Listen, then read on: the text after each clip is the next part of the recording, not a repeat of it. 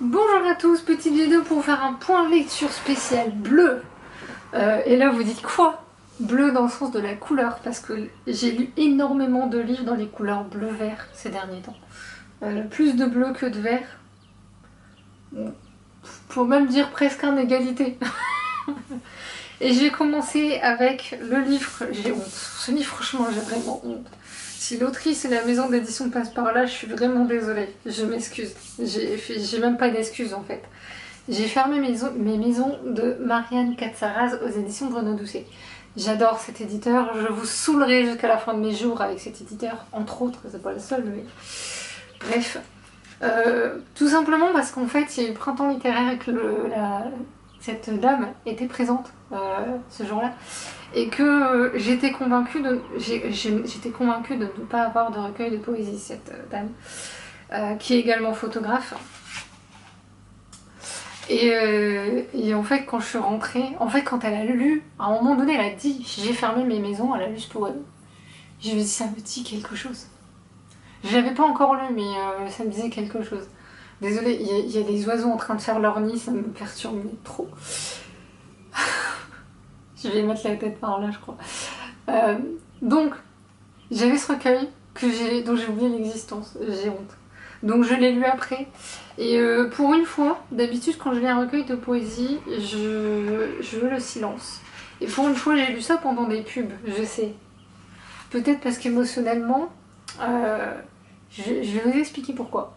En fait, ce recueil de poésie est vraiment très touchant. Je pense que si je l'avais lu d'une traite, j'aurais pleuré. Et je vais vous dire ce que mon psy m'a dit récemment. Je vais le formuler un peu à ma manière parce que j'ai pas réussi à retenir la phrase telle qu'elle. Faudrait que je lui redemande. Il m'a dit parfois vous êtes assez forte pour affronter vos larmes et d'autres pas. Et peut-être que j'étais dans un de ces moments où j'étais en mode je veux bien ressentir des émotions mais pas trop non plus. Donc pour ça je pense que j'ai lu pendant les pubs. Mais c'est bien. J'ai lu par poème en fait. Enfin par poème, façon de parler. Et c'est vraiment très, très touchant. On y parle d'exil, de l'exil des migrants, il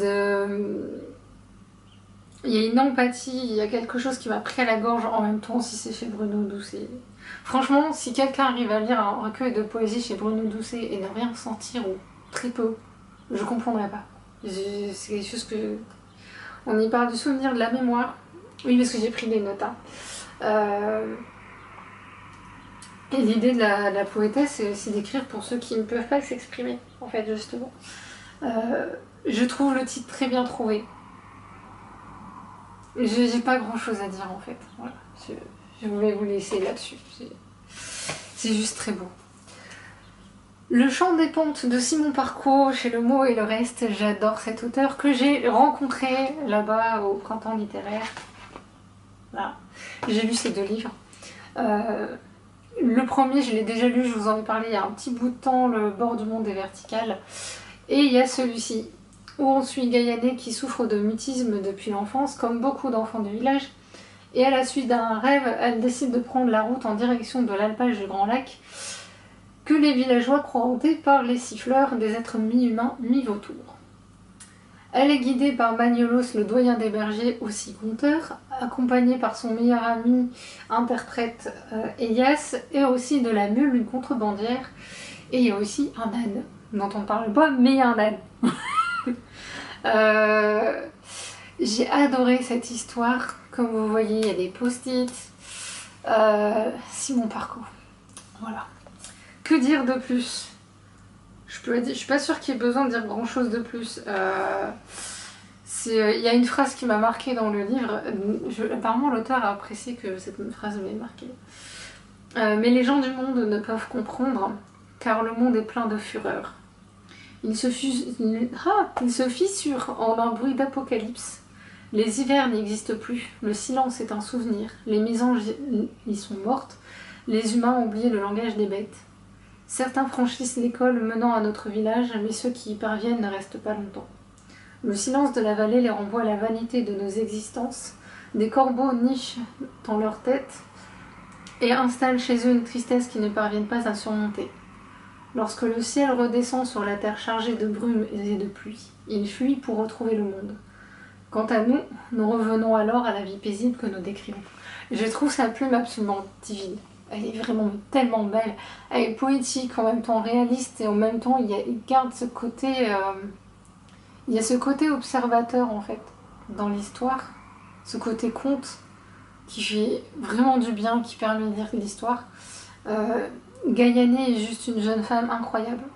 Même si elle est muette, elle en pense pas moins. J'ai bien aimé qu'il représente plusieurs générations dans ce fameux village, justement. Ça a son importance. Par rapport justement à, par exemple, au traitement des femmes. C'est juste une phrase en passant. Vous savez, cette petite phrase en tant que femme qu'on se prend, qui paraissent normales, voilà, à tout le monde, mais qui sont pas normales. Ben voilà, mon parcours a très bien représenté ça. Sous prétexte qu'elle est jolie, elle devrait se prendre ce genre de choses. Bah non. Et c'est pas des personnes jeunes qui disent ça, c'est des personnes d'un certain âge. Elias, j'adore le surnom donné à Elias, qui a le cœur plus haut que ce village. Je crois que c'est quelque chose comme ça. J'ai plus la phrase exacte parce que j'ai une très mauvaise mémoire. Mais je sais que ce personnage a ce genre de surnoms qui sont juste... Et j'ai bien apprécié aussi autre chose, si j'arrive... Voilà. Parce qu'on parle des siffleurs dedans. Et c'est représenté. Et je trouve que le fait que ce soit représenté de cette manière-là, ça change tout à l'histoire. Pour avoir écouté l'auteur en séance à la table ronde, il l'expliquait très bien. Qu'ils auraient pu se contenter de dire tel personnage sifflé, mais ça n'aurait pas rendu pareil. Il aurait manqué une magie. Magnolos est le conteur de l'histoire, justement, celui qui va transmettre l'histoire, cette fameuse histoire qui se cache derrière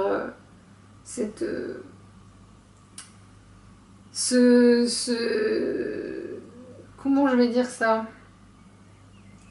cette histoire, cette croyance selon laquelle l'alpage serait hanté. Il y a une explication derrière, et ça me rappelle des grands faits historiques comme ça qui ont été cachés parce que des gens n'ont pas voulu admettre que c'est un peu ce genre d'histoire. Franchement, allez-y, vous ne serez pas déçus. Ensuite, je vais finir par celui-là parce que je crois que j'ai beaucoup de choses à dire. Masque et monstre, le tome 1 de Ronce d'Or. Je trouve plus exactement... Voilà, R. Ronce d'Or, pardon.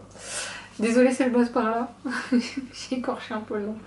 J'ai pas mis beaucoup de post-it, oui, je sais. Par contre, il faut quand même que je vous montre des choses. Le livre est illustré, merveilleusement illustré. C'est trop mignon. J'adore cette bouille de poêle. Ouais, c'est pas grave.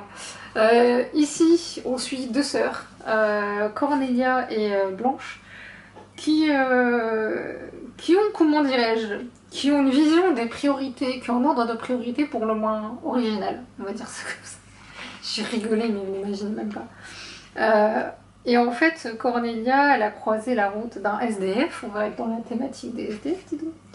Ma vidéo précédente, je parlais d'un livre avec un SDF, c'est pour ça. Et qui fabrique des choses merveilleuses avec des objets de récupération, des masques. Et elle va lui en acheter un. Et ce SDF est juste très gentil, adorable, tout ce qu'on veut, mais un brin naïf. Et il va leur déposer la petite bébête que vous voyez là. Et à partir de là, elles vont devenir un peu l'arche de Noé, des bestioles un peu originales, on va dire ça comme ça. Comme vous pouvez le voir par exemple. Et elles vont croiser à la route d'autres personnages, notamment Egus, que j'ai vu passer. Egus qui est... Que dire? Que dire de Egus? Egus, c'est son bras droit dont j'ai plus long, le pauvre. Le pauvre, j'ai oublié son prénom.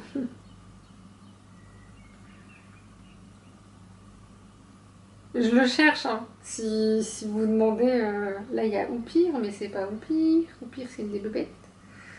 Oui, parce qu'elle donne des noms aux bestioles, du coup. Oupire. Un arche de Noé. J'adore. Aaron, voilà. Je savais qu'il y avait un A là-dedans.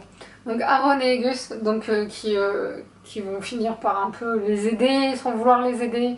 En fait, j'aime bien parce que c'est typiquement ce genre de personnage un peu bourreux, en mode non, mais t'as qu'à crever, mais en même temps, je vais quand même t'aider parce que bon, il y a un peu ma vie qui est en jeu aussi. Bref, j'adore cette histoire. C'est vraiment, si vous voulez rigoler, mais allez-y. En plus, enfin, je vous ai dit, la créativité par rapport aux animaux qui sont créés, aux créatures fantastiques qui sont créées. Lui, il y a aussi des cartes. Et le premier personnage qui apparaît dans cette histoire, dont j'ai pas le nom non plus là en tête tout de suite, parce que bah, il est un peu... il est très discret ce personnage. J'ai beaucoup aimé. Il est très discret, il est très en retrait. Et en même temps...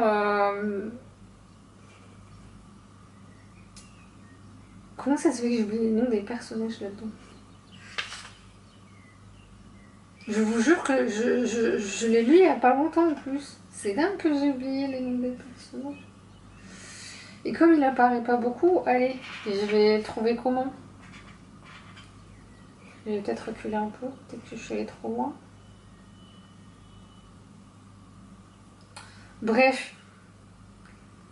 Ah bah, de toute façon, ils sont... à la fin, je suis bête. Parce qu'à la fin, elle a fait un super truc. Et là, vous avez les photos des personnages. Enfin, photos. Donc, Cornelia, Blanche, et Gus, Aaron. Et lui, j'ai oublié son nom. Désolée. Alors que limite, c'est lui que je préfère. J'aime bien les personnages les plus discrets et en même temps, je vous dis, il a ce côté naïf. Et en même temps, c'est un défenseur des animaux, quel que soit le type d'animal que c'est.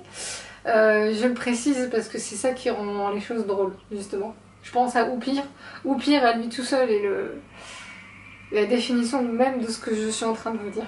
Bref. Sur ce, je vais passer au suivant. J'ai pas encore lu la suite parce que j'essaie de faire durer le plaisir. Même s'il y a un tome 4 qui arrivera. Le livre des portes de Garrett Brown aux éditions Sonatine. J'hésite encore à le mettre en coup de cœur. Je suis à ça.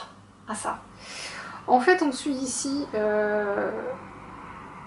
J'étais en train de réfléchir à un truc. C'est pas grave. Je l'ai fini hier. Au moment où je vous parle, je l'ai fini hier. Donc ici, on suit Cassie Andrews qui travaille dans une petite librairie. Le tout début de l'histoire, un de ses clients, un habitué, meurt. Et à côté de lui, elle va trouver un carnet qui se trouve être le livre des portes. Ce livre lui permet de voyager où elle veut, quand elle veut, à la condition qu'elle connaisse la porte d'arrivée. C'est-à-dire que il suffit qu'elle voie une photo de la porte et ça lui suffira amplement. C'est génial. On peut se dire, on peut voir tous les côtés positifs. Et d'ailleurs, une partie du livre présente ces côtés positifs. Ouais, c'est bon. Donc, vous présente ces côtés positifs. Et désolée, j'ai cru que la caméra s'était arrêtée. Et en fait, ce livre, comme c'est chez Sonatine, n'oublions pas Sonatine quand même, il y a ce côté très merveilleux. Elle va faire vivre ça avec sa colocataire Izzy. Et en fait, elles vont croiser un autre homme qui s'appelle Drummond, qui en vadrouille depuis 10 ans et qui possède lui-même, par exemple, la bibliothèque Fox. Et la bibliothèque Fox, en fait, recense tous les livres spéciaux. Enfin, ceux qu'il a réussi à récupérer. Parce qu'évidemment qu'il y a une chasse aux livres spéciaux, donc il y a le livre des illusions, le livre des ténèbres, le livre de la joie, le livre du désespoir, de la douleur. Il y en a plein, enfin bref. Et forcément qu'il y a des méchants là-dedans, il y a des chasseurs, il y a des méchants. Je pense à la femme qui est le personnage qui, dès le début, enfin pas dès le début, mais la première fois qu'on vous parle d'elle, ne serait-ce que quand on vous parle d'elle, on sent le méchant, mais le vrai méchant quoi. Ce genre d'être humain qui a plus rien d'humain justement, qui a perdu toute son humanité. Que si je prends Hugo Barbary, qui est un des chasseurs de livres, il a quand même encore quelque chose d'humain malgré tout. Je le défends pas, mais il y a encore quelque chose d'humain. Et en fait, justement, Drummond va essayer d'expliquer à Cassie qu'elle est en danger parce qu'elle possède ce fameux livre des portes, que c'est le livre le plus légendaire, celui dont on n'avait aucune trace jusqu'à maintenant, et que tout le monde va lui courir après et chercher à la tuer, elle et son amie. Donc il faut qu'elle se débarrasse du livre, et encore mieux si elle pouvait le détruire, ça arrangerait tout le monde. Sauf qu'évidemment non, on détruit pas ce genre de livre, évidemment. Et ce que j'aime bien, donc au-delà... Alors il n'y a pas beaucoup d'action, si vous cherchez de l'action, oubliez, il n'y en a pas beaucoup. Par contre, ce que j'ai adoré, c'est la créativité. On est vraiment dans du merveilleux, mais sans être dans le ultra merveilleux. On est dans un juste milieu, c'est tiens, regarde le côté merveilleux, mais regarde de l'autre côté ce que ça implique aussi. Et il y a aussi ce côté, le livre des portes a un autre pouvoir, je ne sais pas si je peux le dire. Oui, je peux le dire. Donc, en fait, on peut faire des voyages dans le temps. Vous savez, moi, et les voyages dans le temps, on a tendance à être pas trop d'accord. J'ai tendance à un moment donné à me perdre, à me faire des... Je sais pas, en vrille. Et ben là, j'ai une réponse à les voyages dans le temps, comment que ça se passe. Et il y a un physicien, en fait, il y a une discussion avec un physicien. Et le physicien explique en quoi les voyages dans le temps, comment que ça fonctionne. Et en quoi c'est pas possible de changer le passé. Et merci. Mon cerveau, maintenant, il a plus de réponse à apporter à tous ces livres avec des voyages dans le temps où à chaque fois je suis là, oui, mais du coup, ça va influer là-dessus. Non, maintenant, voilà, c'est tout, c'est comme ça. Merci, l'auteur, d'avoir créé ce bouquin. Je trouve qu'il y a une créativité, il y a une originalité comme on en voit rarement dans l'édition maintenant. L'objet livre, je vais pas commencer par là, mais l'objet livre est juste magnifique. Est-ce qu'il y a besoin d'en dire plus? Voilà, voilà, voilà. D'ailleurs, les livres sont vraiment décrits. On se contente pas juste de vous dire tiens, regarde, prends. Il y a vraiment l'auteur prend le temps de détailler son intrigue et l'histoire et j'ai bien aimé le personnage de Lund qui apparaît à un moment donné. J'espère que ça se dit Lund. J'ai beaucoup aimé ce personnage. C'est rare des personnages qui sont décrits comme ça, qui parlent si peu mais qui sont bien plus présents qu'on l'imagine. Pareil pour... Il y a Azaki. Azaki, c'est ce genre de personnage, au début on sait pas trop dans quelle case on va le mettre. Mais très je lui dis tout, je crois que je vais t'apprécier. Il apparaît trop peu à mon goût peut-être. Il aurait mérité plus de passages, on aurait mérité d'en savoir plus sur ce personnage. Il y a la libraire aussi, la libraire... Voilà. Voilà l'effet qu'elle me fait. Cassie, hyper intrigante. Elle est hyper bien travaillée, ce personnage est hyper bien travaillé. On est vraiment dans la caricature de la grande lectrice libraire qui reste chez elle, etc. Et qui évolue vraiment au fil du temps, au fil de l'intrigue, de l'histoire, etc. Je pourrais en parler des heures de Cassie, mais elle est le centre de l'histoire, donc je peux pas trop parler d'elle. Sinon je vais vous spoiler des choses. Monsieur Weber, ce fameux personnage qui ouvre l'intrigue, est un personnage hyper intéressant qui je pense a eu sa juste place, mais j'aurais apprécié d'en savoir plus quand même. Il y a le grand-père de Cassie qui apparaît aussi, qui est très touchant. Sinon, en dehors de ça, il y a deux personnages qui apparaissent mais qui n'ont pas d'importance capitale. Il y a vraiment que la femme, vraiment, qui a une importance qui est impressionnante. Impressionnante mais hyper dangereuse et qui m'a vraiment fait peur pour le coup. Mais je vous dis, en termes d'action, il n'y a pas grand chose en termes d'action, on est vraiment plus dans l'aspect pas psychologique non plus. Il y a vraiment un travail de réflexion, un travail d'écriture, de créativité. C'est une réelle créativité tout ce livre-là. Il n'y a vraiment que ça, de la créativité. Là, vous pensez que l'auteur va vous envoyer là, et ben non, il va vous envoyer totalement ailleurs. On n'imagine pas le nombre de choses qu'on pourrait faire avec des livres. En fait, il donne un pouvoir magique aux livres et que j'ai compris vers la fin. Je vous laisserai découvrir lequel parce que c'est pas seulement le livre des portes qui permet d'amener rien, ou le livre de la douleur qui permet de provoquer la douleur chez des gens, ce genre de choses. Au-delà de ça, il y a un autre message qui est vraiment... que j'ai compris pour le vivre moi-même avec les livres, je le vis de temps à autre. C'est le livre qui arrive au bon moment dans votre vie. Bref, je vous laisserai découvrir ce livre, je vous le recommande plus. Je trouve que c'est pas mal fichu la quatrième de couve et même ce qu'il y a décrit en dessous, quête initiatique, lutte contre les forces du mal, voyage dans le temps. Tous les ingrédients sont réunis ici pour un fantastique plaisir de lecture. En plus de personnages formidablement campés auxquels on s'attache immédiatement, le livre des portes est aussi et surtout un hommage sans précédent au pouvoir merveilleux des livres et des histoires. C'est tellement juste. Je suis totalement d'accord. Et je suis censée écrire un avis après là-dessus, moi. Je vais galérer. Surtout que j'ai un peu plus beaucoup d'inspiration aujourd'hui. Bon, enfin, soit, comme s'il en fallait pour écrire un avis. Sur ce, je vais vous laisser. Je vais faire mon montage vidéo puisque du coup, je suis obligée d'en faire un. Et je vais vous dire à la prochaine. Salut!